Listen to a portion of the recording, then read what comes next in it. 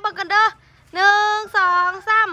หนึ่งสองสามหนึ่งสองสามโอ้ยได้แล้วพอถามกันพออันนี้แม่นนี่พ่อจะไปใส่นี่ไปจุดบังไฟบ่แห่เอาบังไฟไปแห่ก่อนบังไฟไปแห่เนาะแห่มาจากตลาดพุ่นแล้วมาแห่อยู่วัดแล้วก็ตอนบ่ายแล้วก็จุดบัดนี้ตอนบ่ายนี่ก็เริ่มจุดตอนบ่ายจุดเดี๋ยวเราจะพากันแห่ก่อนซึ่งอันนี้เป็นบุญบ้านของพลม่วงหลายๆปีที่ผ่านมาหลา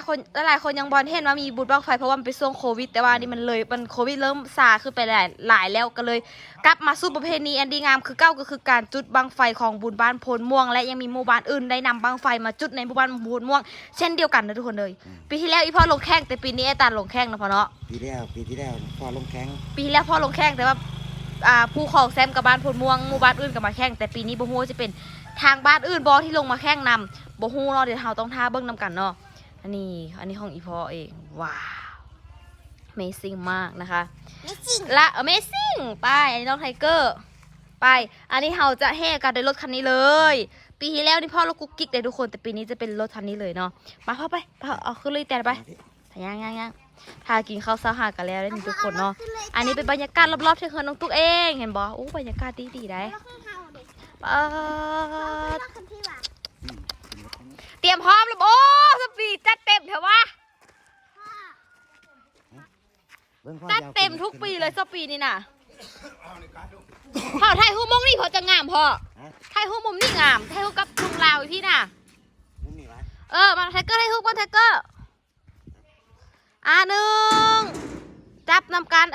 จับแบ่งกันจับหนึ่งสองสามlet's พอละ thank you so much โอ้เดี๋ยวจังเบิ้งเท่าลูกก็จะเดี๋ยวตุ๊กให้เบิ้งมันนึงเดี๋ยวเรามาเบิ้งกันแต่งหน้าก่อนเพื่อน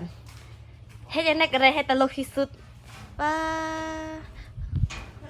ทางเพจในทางติ๊กต็อกในสปีดมื้อนี้ความงามเอาไว้ก่อนมื้อนี้เราเอาความเฮฮาเน้นความเฮฮาตลกมื้อนี้สิเอาแกงดำดวนเด้อแกงยังก็ลำดวนดำดวนดำดวนดำดวนสลัมเพชรหงอยู่ป้าสีพรมน่ะโดแมนเพชรนั่นดีกว่าสีส้มนี่ยายทุกคณะ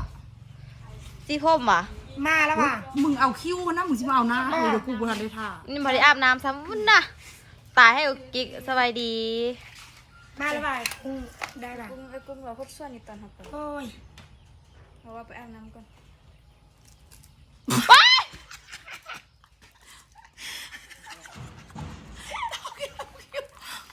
ต่อแต้มคิ้วจนหักไปอาบน้ำเด้อ